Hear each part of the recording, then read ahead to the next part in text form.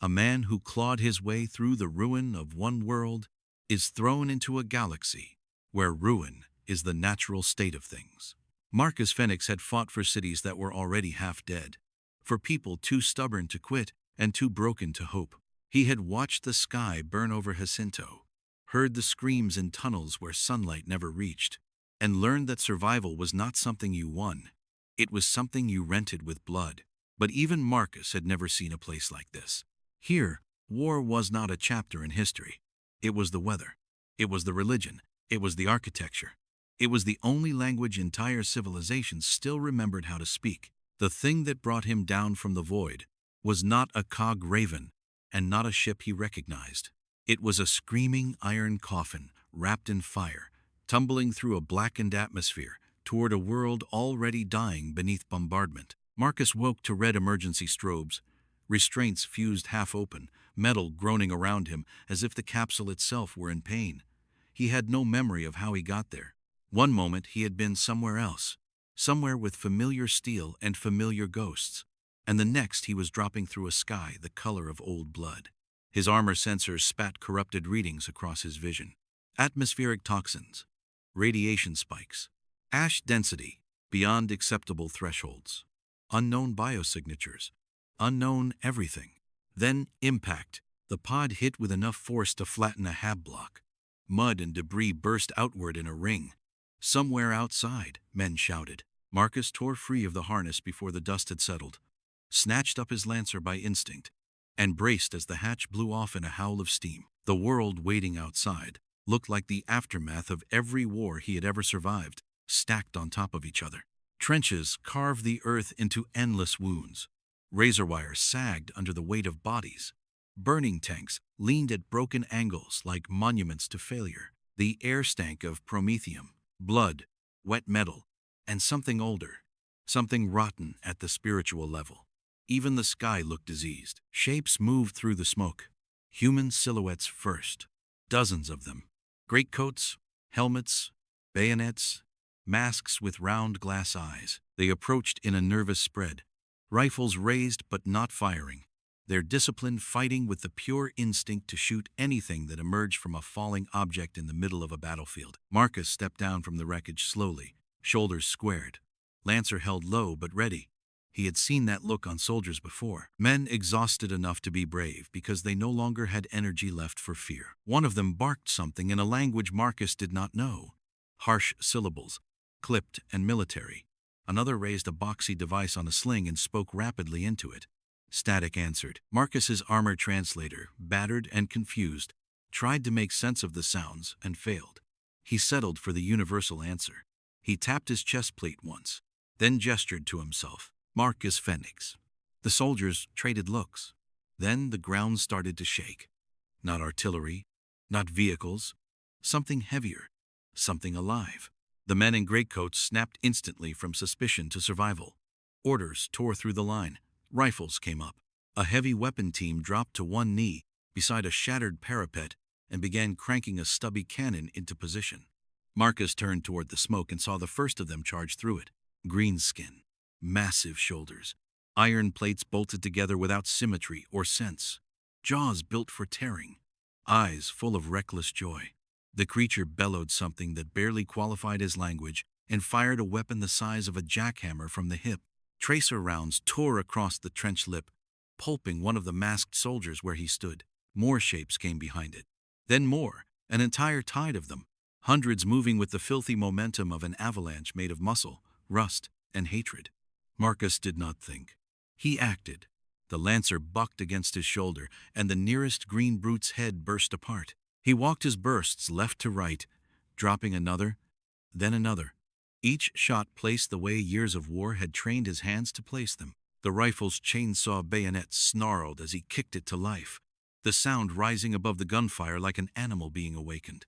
Around him, the trench soldiers unleashed red lass fire in clean, disciplined volleys, beams punching smoking holes in green flesh. Some of the creatures fell. Most did not. They just kept running, roaring louder, thrilled by pain, thrilled by the chance to get closer. Marcus had seen that kind of enemy before. Locust, lambent, things that only got meaner the more damage you did to them. He knew the answer. Break momentum. Shock them harder than they shock you. He vaulted the crater lip and slammed into the lead brute shoulder first. The impact was like hitting a truck. The thing grunted, surprised more than hurt, and Marcus jammed the lancer's chainsaw teeth under its ribcage. Metal screamed, flesh came apart in hot sheets.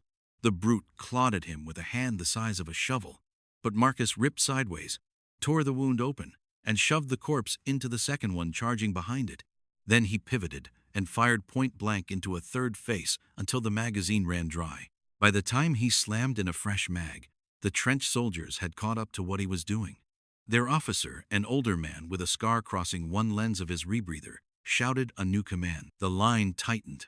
Fire became measured instead of panicked. Grenades arced. A heavy bolter opened up from somewhere behind the trench and began turning charging bodies into red vapor. The green tide hit the wire and bunched just long enough for disciplined gunfire to start doing real work. Still, they came. A huge one with a cleaver made from engine parts crashed into Marcus's position. Marcus ducked the first swing, took the second on his shoulder plate hard enough to make warning runes flare across his visor, then drove his boot into the creature's knee. It lurched. He came up inside its reach and buried the chainsaw through its throat. Another grabbed him from behind and nearly lifted him off his feet. Marcus slammed the back of his helmet into its face, felt tusks snap, then hooked an elbow under its arm and threw his weight like an old close-quarters drill. Man and monster went down together into the mud. Marcus jammed his pistol under the brute's chin and fired until the slide locked back. The trench line held for another minute, then another. Then the green tide faltered, not because it had run out of bodies, but because even beasts that loved killing still had to climb over enough of their own dead. The officer with the scarred lens pointed frantically toward the rear trenches. Withdrawal, leapfrog, retreat, standard drill. Marcus understood immediately. He ran with them. He dropped into the trench network and found himself inside a world built entirely for dying in stages. Firing steps, ammo recesses, shrines carved into damp walls, Medicae stations where children in uniforms worked over men whose lower halves were simply gone. Vox operators hunched over crackling sets and repeated coordinates into the noise like prayers. Everywhere Marcus looked, he saw fatigue so deep it had become culture. Nobody here fought because they believed they would win. They fought because orders still existed, and they were not dead yet. The scar-lensed officer finally tore off his rebreather. His face looked like it had been cut from old leather and stitched back together by sleeplessness. "You are not from any regiment I know," he said in rough, awkward, low Gothic. The words dragged through an accent Marcus's translator now barely managed to parse. "But you kill well. That makes you useful." Marcus spat mud and blood, checked the chamber on his rifle, and looked past the man to the battlefield beyond the parapet. "Where the hell am I?" The officer stared at him, as if the question itself was absurd. "You stand on the world of Gathis V. You stand in the Emperor's war. For now, that is enough." It was not enough, but Marcus could hear from the surrounding guns that there would be no better answer soon. They brought him below ground under escort. Not as a prisoner exactly.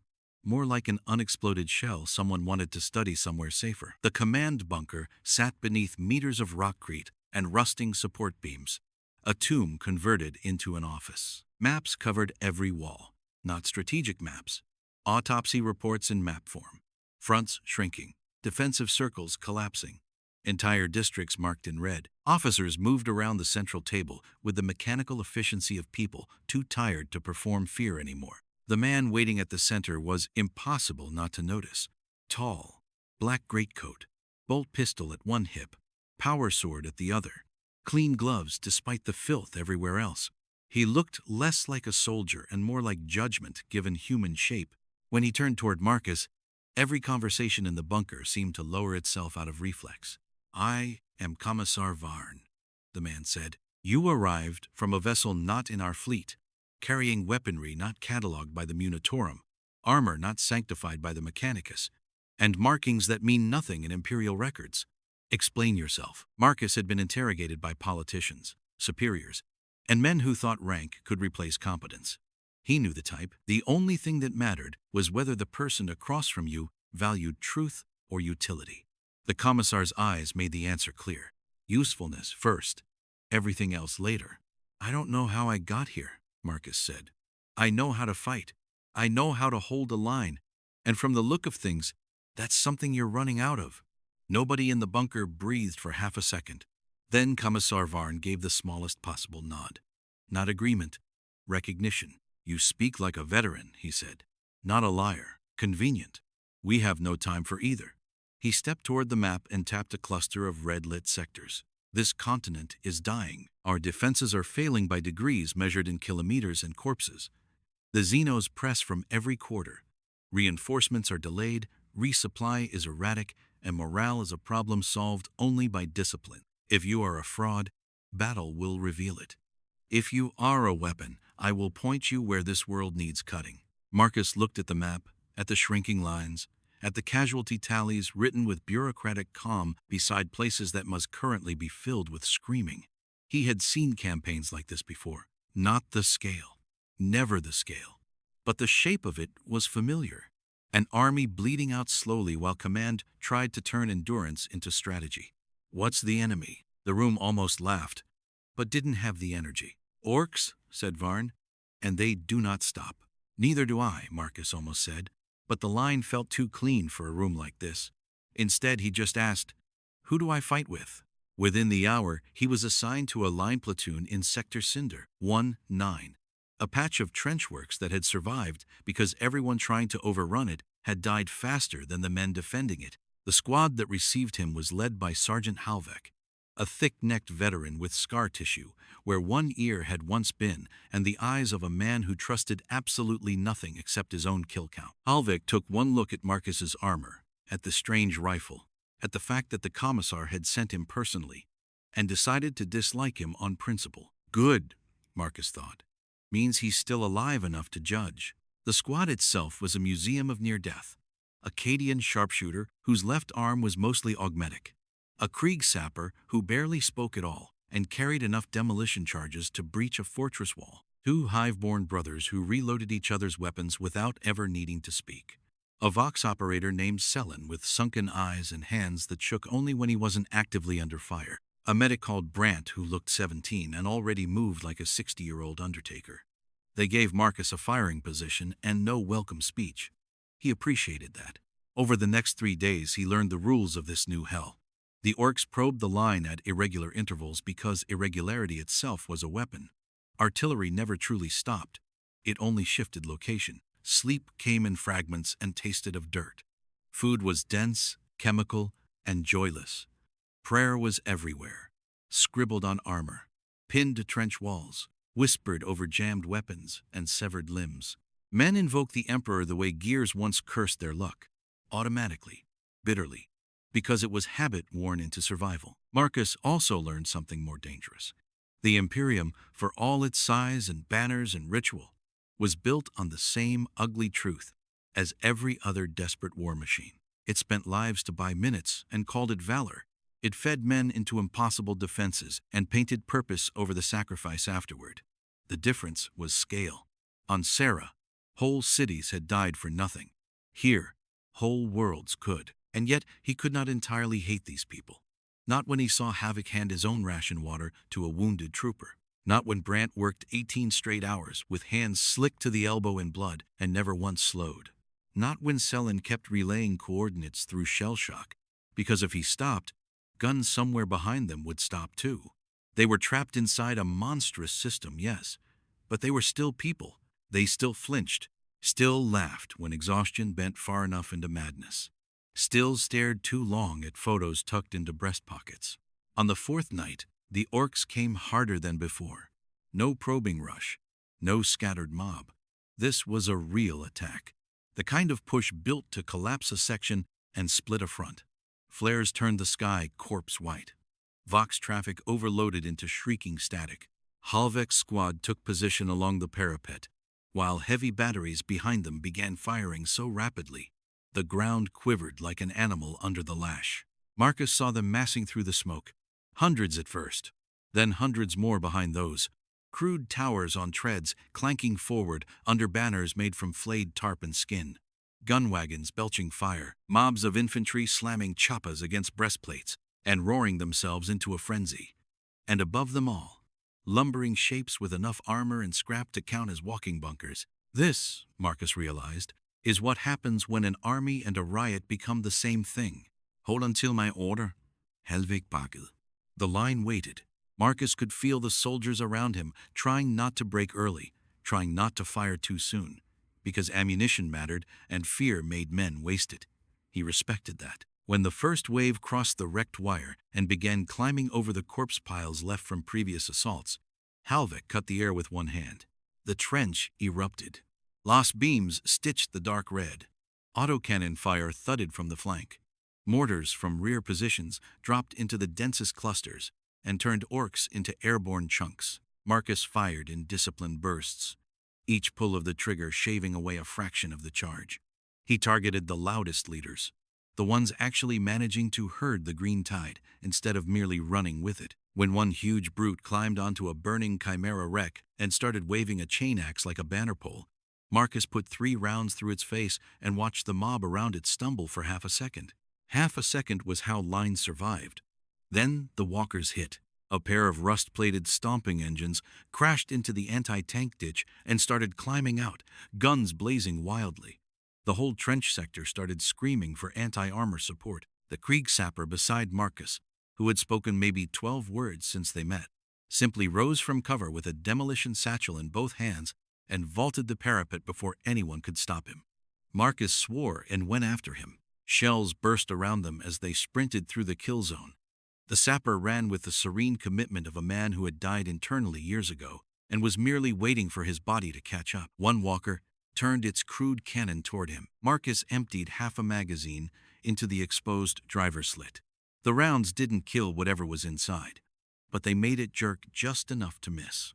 The shell exploded behind them. The sapper slapped the charge against one piston leg. Marcus caught the soldier by the harness and physically threw him into a shell crater before the detonation blew the walker's lower half apart. Burning metal came down like rain. The second machine kept coming. Marcus grabbed the drop detonator, sprinted through smoke, climbed the thing's side while it was still moving, and jammed the teeth of the Lancer's chainsaw into a bundle of cables feeding its weapon mount. Sparks vomited into his faceplate. The walker thrashed. He planted his boots, rode the bucking hull for 2 impossible seconds, then tore himself free just as a direct hit from the trench's last cannon battery lanced through the weakened machinery and cored the thing out from the inside. When Marcus dragged himself back over the parapet, Halvik just stared at him for one stunned beat and then punched him in the shoulder hard enough to count as respect. The attack lasted until dawn. By the end of it, the trench still belonged to the Imperium, though only technically. Whole sections had caved in. Bodies had to be stacked aside just to reopen fire lanes. Brant the medic worked on men who could not possibly live because admitting that fact would have been a luxury. Halvik's squad had lost one of the Hive-born brothers and the sharpshooter's augmetic arm. Nobody had time to mourn either properly. When the Commissar summoned Marcus again, it was with less suspicion and far more urgency. The bunker felt even grimmer than before. New maps, new red lines, new casualty totals. Varn stood over a data slate while a tech priest in crimson robes muttered to a bank of sputtering cogitators. Metallic tendrils flexed from the priest's back like the limbs of some steel insect. The smell of incense mixed badly with ozone and hot circuitry. Our scouts confirmed the orcs are assembling a siege engine east of the Ash Meridian, Varn said without preamble. Not a ramshackle gun platform. Something larger. If completed, it will break our central bastion and roll through the evacuation districts behind it. We require confirmation of what it is, where it is, and whether it can be crippled before activation. Marcus looked at the map. Deep strike through enemy territory. Limited manpower. Probably no support once inside. In other words, the kind of mission command gave to men it secretly expected not to return from. How many? 8, Varn said. 10 if I am feeling charitable. Sergeant Halvik will choose the squad.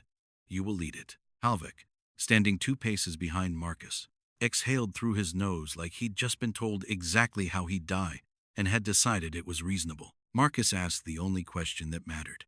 If we pull this off, what does it buy you? The Commissar held his gaze. Time. Marcus almost laughed.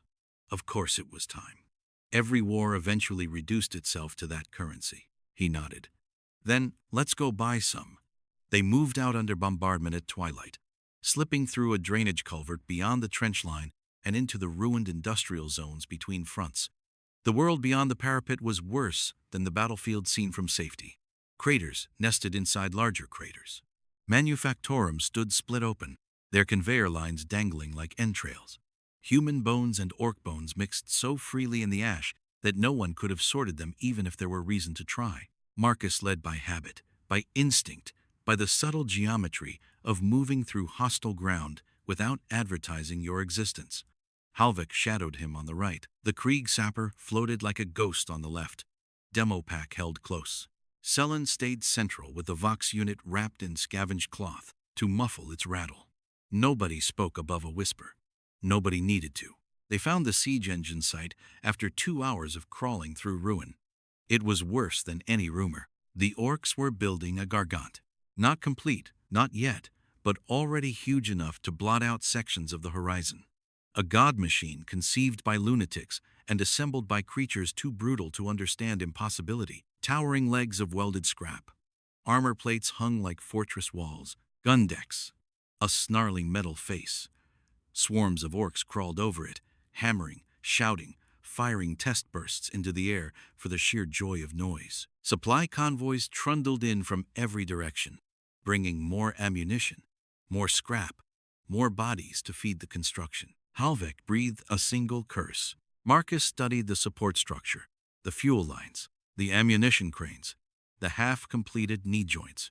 He did not need schematics. Big things always had the same weakness. They stood because weight was distributed in a very specific way. Break the right bones, and giants still fell. We hit the legs, he whispered. Primary braces. Fuel feed if we can reach it. Not enough time to wreck the whole thing. Just make it collapse before it walks. Halvik looked at him like the idea had personally offended reason. Then he looked back at the Gargant and realized there was no better one. The squad split into 3 elements. Marcus took the breach team. Halvik the diversion. The sapper, naturally, went with whichever route offered the best chance of a meaningful explosion. The first stage went smoothly because orcs never believed anyone would be stupid enough to come at them this deep. Halvik's team hit an ammo dump west of the site and turned the night into a firestorm. Mobs peeled off instantly, roaring toward the blast, eager to fight whoever had dared interrupt their work. Marcus used the confusion to cut through the perimeter with 4 men and a prayer he did not bother directing to any emperor. They reached the left support assembly under cover of smoke. Up close, the Gargant looked less like a vehicle and more like a city block suffering from a psychotic break. The support struts were as wide as hab corridors. Weld seams ran like scars. Improvised ladders and gantries crisscrossed the frame. Orc workers shouted at each other from platforms, while sparks rained through the dark. Marcus motioned the sapper forward. Charges went on fast. Magnets, det cord, timers set with hands too calm for the circumstances.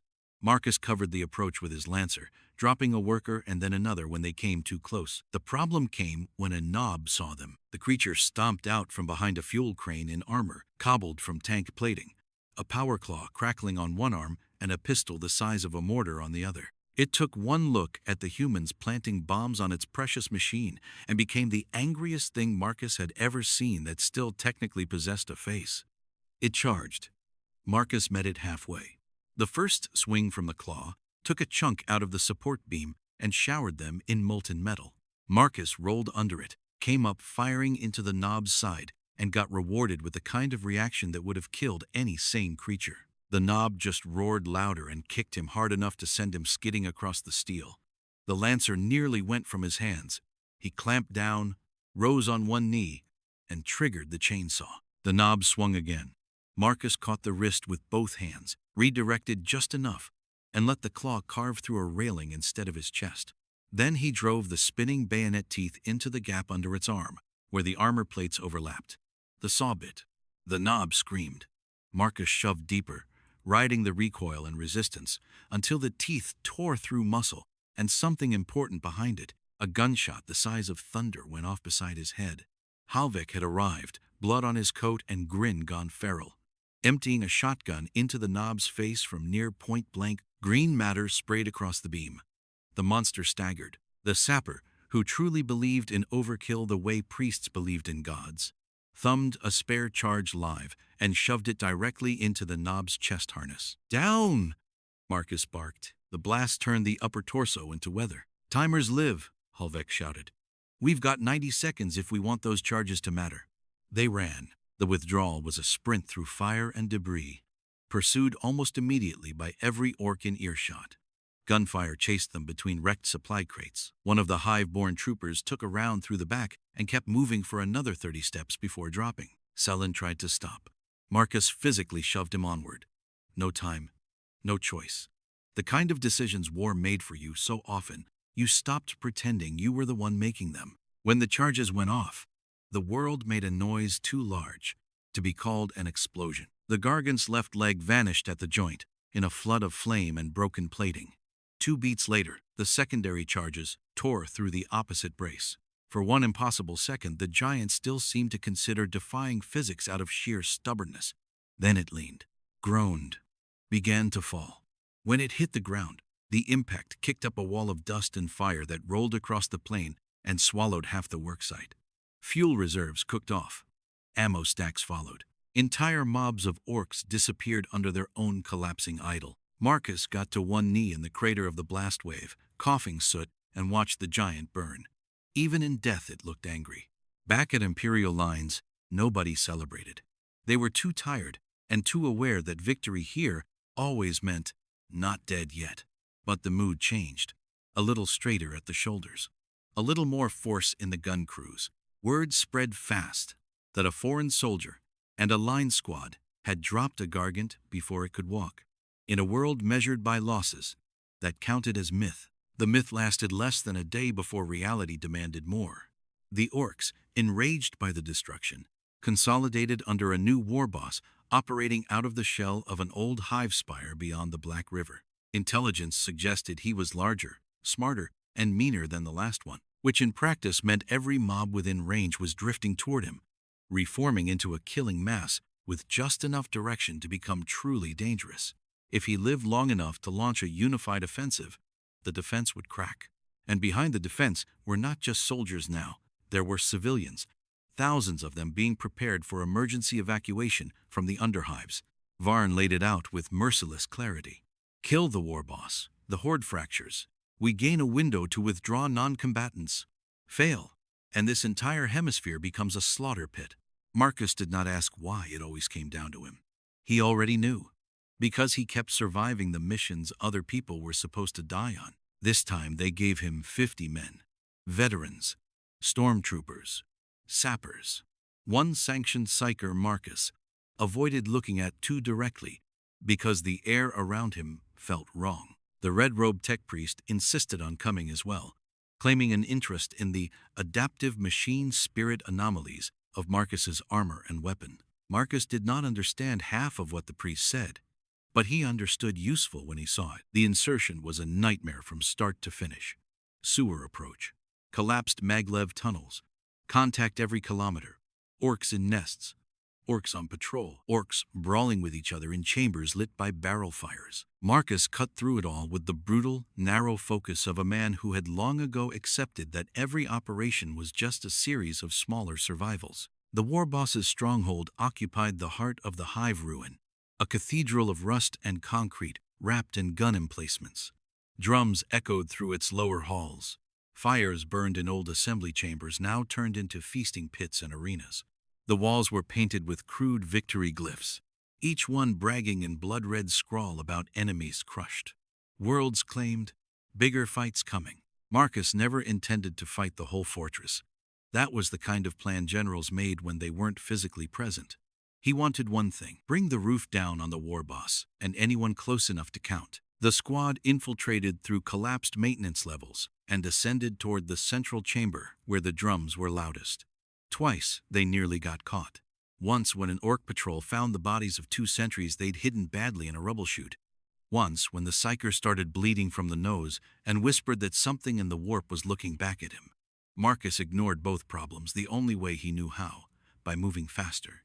They found the chamber at last. Through a cracked service grill, Marcus saw a crowd of giant green bodies packed beneath the skeletal remains of a noble assembly hall. At the center, Seated on a throne built from tank treads and skulls was the warboss, bigger than the knob at the Gargant site by half again. One eye replaced with an optic bionic, one arm encased in a brutal claw that looked capable of cutting a chimera in half. Around him stood banners, bodyguards, mech boys, and enough firepower to erase Marcus's strike team in seconds if the alarm sounded. So Marcus did what he always did when the odds became stupid. He changed the shape of the fight. Charges went on the primary columns, then on the buttresses, then on the jammed blast doors behind the throne dais for good measure.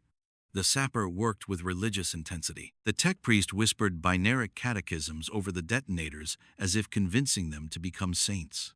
Marcus covered the corridor approach and killed 3 orcs with a knife because gunfire would have ruined everything. When the final timer was armed, Halvek leaned close and muttered, "You ever get tired of impossible?" Marcus glanced once through the grill at the warboss below, laughing amid the drums and smoke.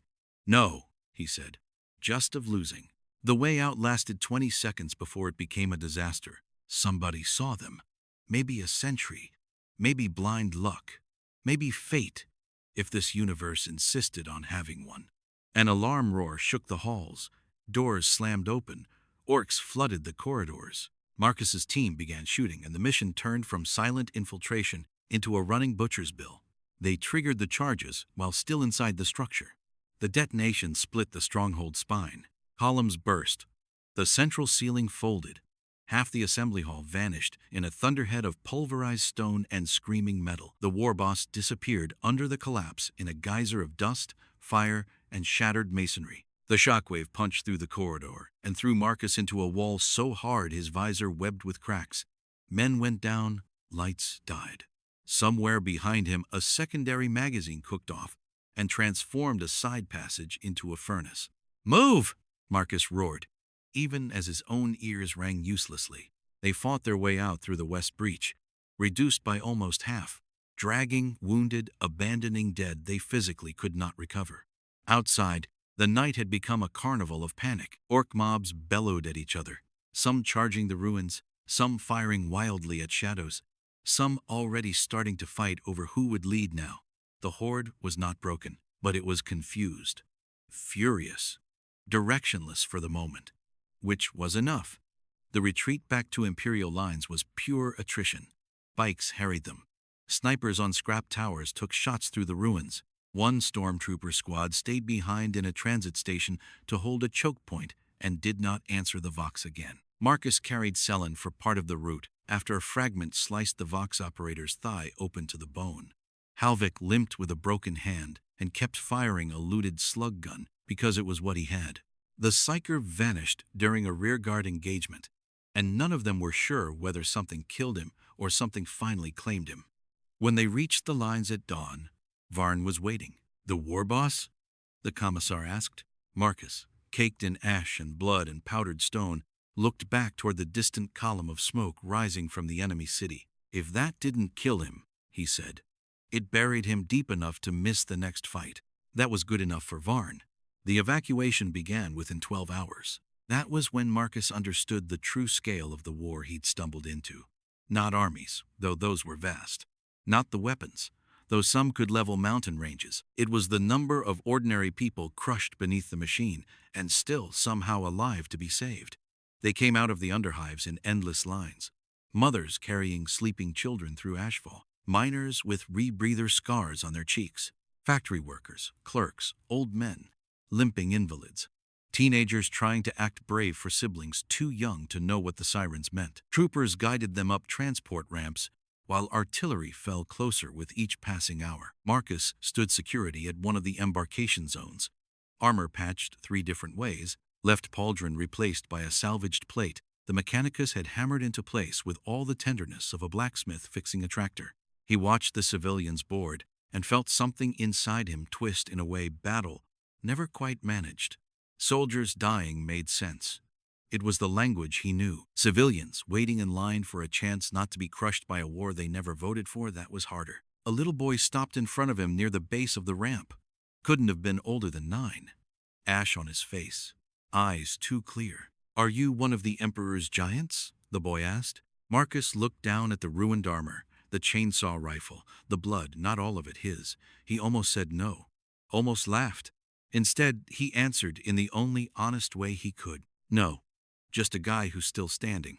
The boy nodded, as if that was even better, and ran after his family. That should have been the end. The good ending, if any ending in this universe qualified. Civilians lifting off. Rear guard withdrawing. Planet sacrificed. Lives preserved. But orcs do not respect timing. And war never leaves neatly. They came during final embarkation. The northern defense line folded under a fresh massed assault led by 3 new knobs competing to replace the dead warboss. They hit harder and sooner than intelligence predicted, driven less by strategy than by rage. Sirens blared across the landing fields. Transports that should have been gone were still loading. Rear guard orders changed by the second. Vox channels choked under screams, coordinates, and prayers. Marcus didn't wait for instructions. He grabbed the nearest ammo crate, slammed fresh magazines into every pouch he still had room for, and headed for the breach. The northern line was carnage. Guardsmen firing from half-collapsed trenches. Heavy weapons cooking off in place because there was no time to reposition. Orcs pouring through smoke in numbers so absurd the eye started refusing to count. Marcus hit the flank of the breach at a run and opened fire until the lancer's barrel glowed. He fought beside strangers and friends and men he only knew by unit color. At one point, Halvek appeared next to him wielding a chain blade in his offhand because his dominant wrist no longer worked. At another, Varn himself strode through incoming fire with bolt pistol barking, shooting one fleeing trooper through the spine, and then turning to hold the line with the rest, as if the execution had been part of standard drill. 2 truths about the Commissar became clear in that hour. He would kill you for cowardice, and he would stand exactly where he demanded you stand. The last transport signaled readiness, while the line was still only partly intact. Somebody had to stay long enough for launch clearance. Everybody knew it. No one said it. Marcus looked at the burning field, at the soldiers around him already preparing for a death they had memorized in theory long before they met it in practice, and made peace with the mathematics. Then Halvek grabbed the back of his armor harness. "No," the sergeant said. "Not this time. We pull together." Marcus almost argued. Then he saw Brant the medic dragging 2 wounded toward the ramp with bloody hands. Saw Selen leaning over the Vox set, transmitting coordinates even now. Saw Varn on the far berm firing his last magazine with icy precision. Saw the survivors of his missions, the men who had followed him into impossibility and come back with less of themselves each time. They were still moving. So he moved too. They fell back by meters, then by yards, firing, reloading, hauling, bleeding, cursing. The final perimeter shrank to the landing zone itself. Orcs crashed against makeshift barricades built from cargo crates and dead vehicles. A Lehman Russ without its left tread held one angle long enough to die useful. The transport ramp stayed open far longer than it should have. Crewmen screaming at anyone still outside to get aboard. Marcus was one of the last 10 to make it. He turned at the ramp and saw Varn still below, coat burning at one sleeve, power sword humming as he cut down the lead knob trying to board. For a second, Marcus thought the Commissar intended to remain. Then Varn shot the knob through the throat with his bolt pistol, stepped backward up the ramp without looking, and barked for liftoff with the same tone men used to request more ammunition. The transport rose under fire. Below them, the landing zone shrank into smoke and flames and swarming green bodies too late to matter. Above them, the clouds swallowed the world. Marcus sat on the deck among the wounded and the stunned. Around him, soldiers stared into nothing. Some laughed, some shook. Some whispered prayers of thanks to a god who had not saved the millions left behind. Halvek finally slid down the wall opposite him, blood seeping through bandages already gone brown. "We made it," the sergeant said, sounding more offended by the fact than pleased.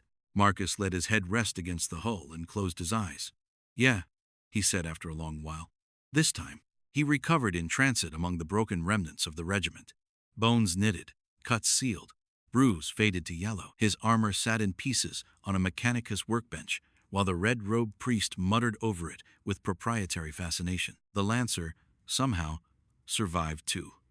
Different oils, different ammunition, same teeth, same voice when it started up. When he was strong enough to stand, Commissar Varn came to see him in the med deck. "You may request transfer," the Commissar said. Given your unusual service record, it would be granted. Marcus looked through the small armored viewport at the cold stars sliding past. Somewhere out there was a home he could no longer reach. Somewhere out there were more planets like the one they had barely escaped. More trenches, more monsters, more civilians who needed somebody between them and the dark. Wouldn't know where else to go, he said. Varn studied him for a moment, then nodded once. Then welcome to the Astra Militarum, Sergeant Fenix. Marcus almost corrected the title. Almost said he had been many things, and not all of them fit cleanly inside this empire's ranks. But he let it pass. Names mattered less than duties. They always had, as the ship carried them deeper into the Imperium, toward another front and another impossible order. Marcus Fenix stood in a borrowed galaxy and understood the truth of it at last. On Sera, war had been a catastrophe. Here, it was the foundation everything else had been built on. It would never end. There would be no final push, no last victory, no clean morning after. Only new lines to hold, new worlds to lose slowly, new people to drag 1 hour farther from extinction. And for a man like Marcus, maybe that made this place the cruelest fate imaginable. Or maybe it made it home.